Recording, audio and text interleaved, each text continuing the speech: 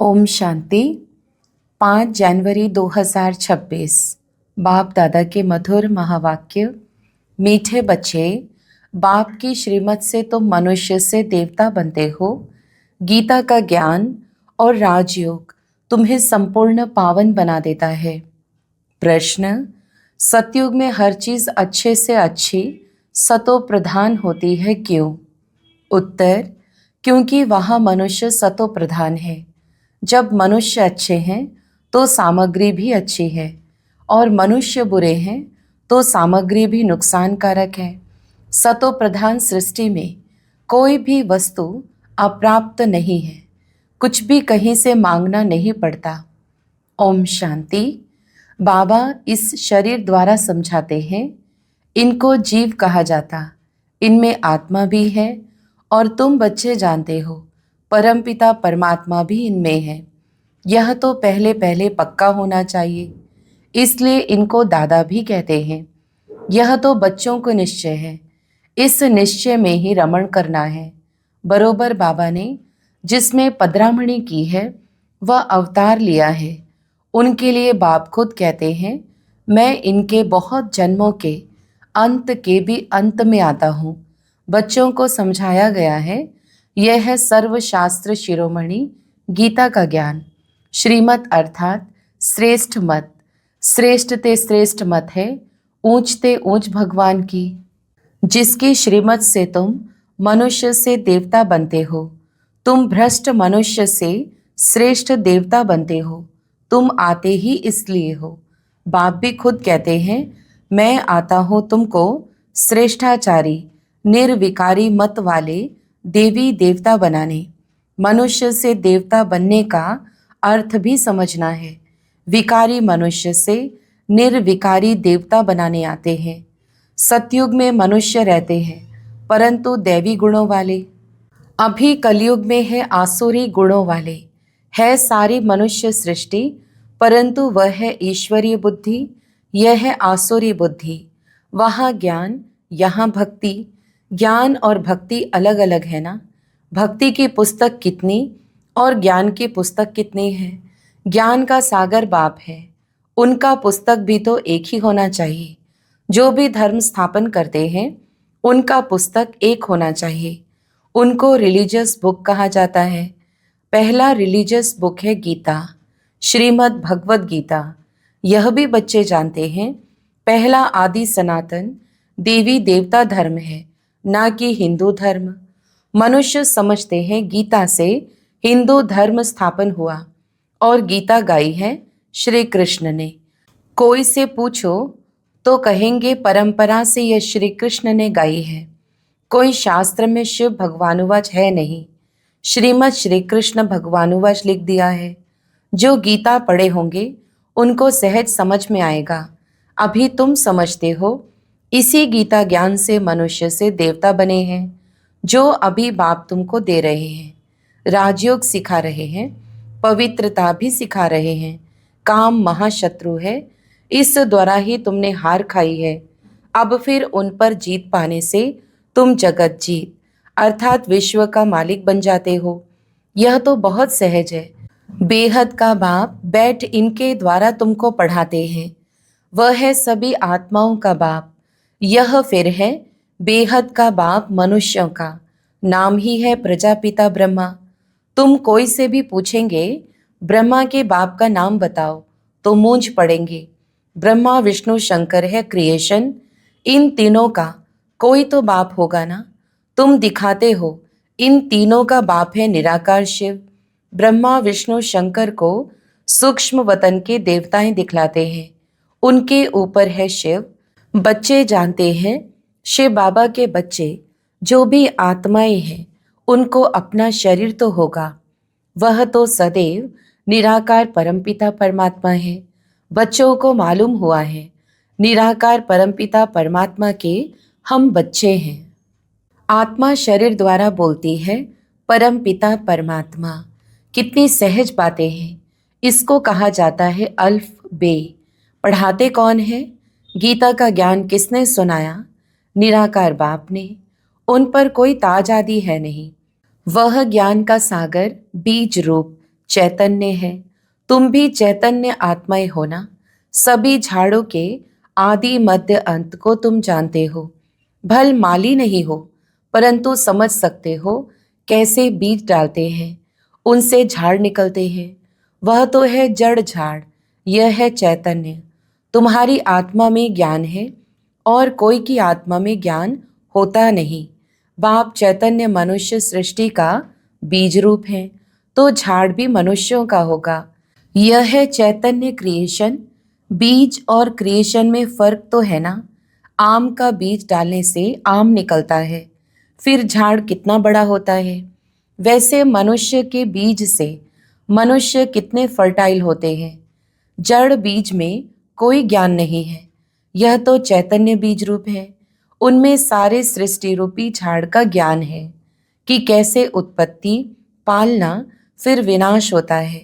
यह बहुत बड़ा झाड़ खलास हो, फिर दूसरा नया झाड़ कैसे खड़ा होता है, यह है गुप्त। तुमको ज्ञान भी गुप्त मिलता है, बाप भी गुप्त आए हैं। तुम जानते हो यह कलम लग रहा है, अभी तो सब पतित बन गए हैं। अच्छा, बीज से पहले पहले नंबर में जो पत्ता निकला वह कौन था? सतयुग का पहला पत्ता तो श्री कृष्ण को ही कहेंगे, लक्ष्मी नारायण को नहीं। नया पत्ता छोटा होता है, पीछे बड़ा होता है, तो इस बीज की कितनी महिमा है। यह तो चैतन्य है ना, फिर पत्ते भी निकलते हैं, उन्हों की महिमा तो होती है। अभी तुम देवी देवता बन रहे हो, दैवी गुण धारण कर रहे हो। मूल बात ही यह है कि हमको दैवी गुण धारण करने हैं, इन जैसा बनना है। चित्र भी है, यह चित्र न होते तो बुद्धि में ज्ञान ही नहीं आता। यह चित्र बहुत काम में आते हैं। भक्ति मार्ग में इन चित्रों की भी पूजा होती है और ज्ञान मार्ग में इन चित्रों से तुमको ज्ञान मिलता है कि ऐसा बनना है। भक्ति मार्ग में ऐसे नहीं समझते कि हमको ऐसा बनना है। भक्ति मार्ग में मंदिर कितने बनते हैं, सबसे जास्ती मंदिर किसके होंगे? जरूर शिव बाबा के होंगे, जो बीज रूप है। फिर उसके बाद पहली क्रिएशन के मंदिर होंगे। पहली क्रिएशन यह लक्ष्मी नारायण है। शिव के बाद इनकी पूजा सबसे जास्ती होती है। माताएं जो ज्ञान देती हैं उनकी पूजा नहीं होती, वह तो पढ़ाती है ना। बाप तुमको पढ़ाते हैं, तुम किसकी पूजा नहीं करते हो? पढ़ाने वाले की अभी पूजा नहीं कर सकते। तुम जब पढ़कर फिर अनपढ़ बनेंगे तब फिर पूजा होगी। तुम सो देवी देवता बनते हो, तुम ही जानते हो। जो हमको ऐसा बनाते हैं उनकी पूजा होगी, फिर हमारी पूजा होगी नंबरवार। फिर गिरते गिरते 5 तत्वों की भी पूजा करने लग पड़ते हैं। शरीर 5 तत्वों का है ना, 5 तत्वों की पूजा करो या शरीर की करो, एक हो जाती। यह तो ज्ञान बुद्धि में है। यह लक्ष्मी नारायण सारे विश्व के मालिक थे। इन देवी देवताओं का राज्य नई सृष्टि पर था, परंतु वह कब था यह नहीं जानते। लाखों वर्ष कह देते हैं। अब लाखों वर्ष की बात तो कभी किसकी बुद्धि में रह न सके। अभी तुमको स्मृति है, हम आज से 5000 वर्ष पहले आदि सनातन देवी देवता धर्म के थे। देवी देवता धर्म वाले फिर और धर्मों में कन्वर्ट हुए हैं। हिंदू धर्म कह नहीं सकते, परंतु पतित होने कारण अपने को देवी देवता कहना शोभता ही नहीं। अपवित्र को देवी देवता कह न सके। मनुष्य पवित्र देवियों की पूजा करते हैं तो जरूर खुद अपवित्र हैं, इसलिए पवित्र के आगे माथा झुकाना पड़ता है। भारत में खास कन्याओं को नमन करते हैं, कुमारों को नमन नहीं करते। फीमेल को नमन करते हैं, मेल को नमन क्यों नहीं करते? क्योंकि इस समय ज्ञान भी पहले माताओं को मिलता है, बाप इनमें प्रवेश करते हैं। यह भी समझते हो, बरोबर यह ज्ञान की बड़ी नदी है। ज्ञान नदी भी है, फिर पुरुष भी है। यह है सबसे बड़ी नदी। ब्रह्मपुत्रा नदी है सबसे बड़ी, जो कलकत्ता तरफ सागर में जाकर मिलती है। मेला भी वहाँ लगता है, परंतु उनको यह पता नहीं कि यह आत्माओं और परमात्मा का मेला है। वह तो पानी की नदी है। जिस पर नाम ब्रह्मपुत्र रखा है। उन्होंने तो ब्रह्म ईश्वर को कहा हुआ है, इसलिए ब्रह्मपुत्रा को बहुत पावन समझते हैं। बड़ी नदी है तो पवित्र भी वह होगी। पतित पावन वास्तव में गंगा को नहीं, ब्रह्मपुत्रा को कहा जाए। मेला भी इनका लगता है। यह भी सागर और ब्रह्मा नदी का मेला है। ब्रह्मा द्वारा एडॉप्शन कैसे होती है, यह गुह्य बातें समझने की है, जो प्राय लोप हो जाती है। यह तो बिल्कुल सहज बात है ना। भगवान उवाच, मैं तुमको राजयोग सिखलाता हूँ, फिर यह दुनिया ही खलास हो जाएगी। शास्त्र आदि कुछ भी नहीं रहेंगे। फिर भक्ति मार्ग में यह शास्त्र होते हैं, ज्ञान मार्ग में शास्त्र होते नहीं। मनुष्य समझते हैं यह शास्त्र परंपरा से चले आते हैं, ज्ञान तो कुछ है नहीं। कल्प की आयु ही लाखों वर्ष कह दी है, इसलिए परंपरा कह देते हैं। इनको कहा जाता है अज्ञान अंधियारा। अभी तुम बच्चों को यह बेहद की पढ़ाई मिलती है, जिससे तुम आदि मध्य अंत का राज समझा सकते हो। तुमको इन देवी देवताओं की हिस्ट्री ज्योग्राफी का पूरा पता है। यह पवित्र प्रवृत्ति मार्ग वाले पूज्य थे, अभी पुजारी पतित बने हैं। सतयुग में है पवित्र प्रवृत्ति मार्ग, यहाँ कलयुग में अपवित्र प्रवृत्ति मार्ग है। फिर बाद में निवृत्ति मार्ग होता है, वह भी ड्रामा में है। उसको संन्यास धर्म कहा जाता है। घर बार का संन्यास कर जंगल में चले जाते हैं, वह है हद का संन्यास। रहते तो इसी पुरानी दुनिया में ही है ना। अभी तुम समझते हो हम संगम युग पर है, फिर नई दुनिया में जाएंगे। तुमको तिथि तारीख सेकंड सहित सब मालूम है। वह लोग तो कल्प की आयु ही लाखों वर्ष कह देते हैं, इसका पूरा हिसाब निकाल सकते हैं। लाखों वर्ष की तो बात कोई याद भी कर ना सके। अभी तुम समझते हो बाप क्या है, कैसे आते हैं, क्या कर्तव्य करते हैं। तुम सबके ऑक्यूपेशन को, जन्म पत्री को जानते हो। बाकी झाड़ के पत्ते तो ढेर होते हैं, वह गिनती थोड़े ही कर सकते हैं। इस बेहद सृष्टि रूपी झाड़ के कितने पत्ते हैं? 5,000 वर्ष में इतने करोड़ हैं, तो लाखों वर्ष में कितने अनगिनत मनुष्य हो जाए। भक्ति मार्ग में दिखाते हैं, लिखा हुआ है सतयुग इतने वर्ष का है, त्रेता इतने वर्ष का है, द्वापर इतने वर्ष का है। तो बाप बैठ तुम बच्चों को यह सब राज समझाते हैं। आम का बीज देखने से आम का झाड़ सामने आएगा ना। अभी मनुष्य सृष्टि का बीज रूप तुम्हारे सामने है। तुमको बैठ झाड़ का राज समझाते हैं, क्योंकि चैतन्य है। बताते हैं हमारा यह उल्टा झाड़ है। तुम समझा सकते हो जो भी इस दुनिया में है, जड़ व चैतन्य हूबहू रिपीट करेंगे। अभी कितना वृद्धि को पाते रहते हैं। सतयुग में इतना हो नहीं सकता। कहते हैं फलानी चीज़ ऑस्ट्रेलिया से, जापान से आई। सतयुग में ऑस्ट्रेलिया, जापान आदि थोड़े ही थे। ड्रामा अनुसार वहाँ की चीज़ यहाँ आती है। पहले अमेरिका से गेहूं आदि आते थे। सतयुग में कहाँ से आएंगे थोड़े ही, वहाँ तो है ही एक धर्म।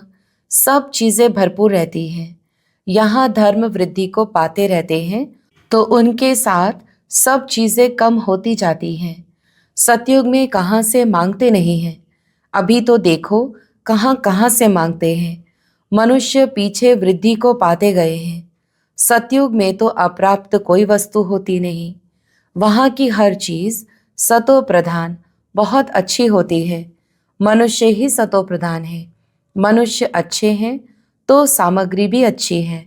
मनुष्य बुरे हैं तो सामग्री भी नुकसानकारक है। साइंस की मुख्य चीज़ है एटॉमिक बॉम्ब्स, जिससे इतना सारा विनाश होता है। कैसे बनाते होंगे? बनाने वाली आत्मा में पहले से ही ड्रामा अनुसार ज्ञान होगा।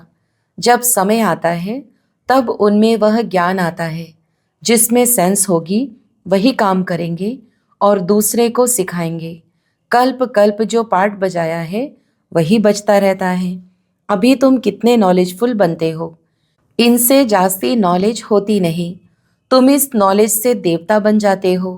इससे ऊंच कोई नॉलेज है नहीं। वह है माया की नॉलेज जिससे विनाश होता है। वह लोग अर्थात साइंटिस्ट मून में जाते हैं, खोजते हैं। तुम्हारे लिए कोई नई बात नहीं। यह सब माया का पंप है। बहुत शो करते हैं, अति डीपनेस में जाते हैं, बहुत बुद्धि को लड़ाते हैं, कुछ कमाल कर दिखावे। बहुत कमाल करने से फिर नुकसान हो जाता है। क्या क्या बनाते रहते हैं। बनाने वाले जानते हैं इनसे यह विनाश होगा। अच्छा, मीठे मीठे सिकिलदे बच्चों प्रति माता पिता बाप दादा का याद प्यार और गुड मॉर्निंग। रूहानी बाप की रूहानी बच्चों को नमस्ते। हम रूहानी बच्चों की भी रूहानी माता पिता बाप दादा को याद प्यार, गुड मॉर्निंग और नमस्ते। धारणा के लिए मुख्य सार। पहला, गुप्त ज्ञान का सिमरण कर हर्षित रहना है। देवताओं के चित्रों को सामने देखते उन्हें नमन वंदन करने के बजाय उन जैसा बनने के लिए दैवी गुण धारण करने हैं।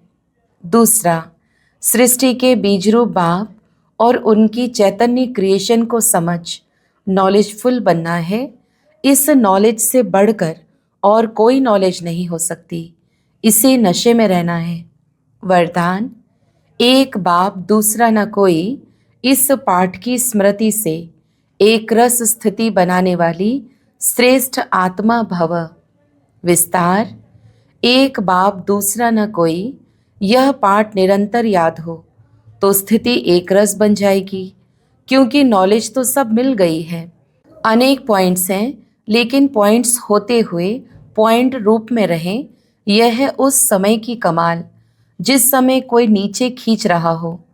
कभी बात नीचे खींचेगी, कभी कोई व्यक्ति, कभी कोई चीज़, कभी वायुमंडल, यह तो होगा ही, लेकिन सेकंड में यह सब विस्तार समाप्त हो, एक रस स्थिति रहे, तब कहेंगे श्रेष्ठ आत्मा भव के वरदानी। स्लोगन, नॉलेज की शक्ति धारण कर लो तो विघ्न वार करने के बजाय हार खा लेंगे। अव्यक्त इशारे, इस अव्यक्ति मास में बंधन मुक्त रह जीवन मुक्त स्थिति का अनुभव करो। अभी आप सब ऐसे मुक्त बन मास्टर मुक्तिदाता बनो जो सर्वात्माएं प्रकृति भगत मुक्त हो जाए। अभी ब्रह्मा बाप इसी एक बात में डेड कॉन्शियस है कि मेरा एक एक बच्चा कब जीवन मुक्त बनेगा। ऐसे नहीं समझना कि अंत में जीवन मुक्त बनेंगे, नहीं। बहुत काल से जीवन मुक्त स्थिति का अभ्यास बहुत काल जीवन मुक्त राज्य भाग्य का अधिकारी बनाएगा। अच्छा, ओम शांति।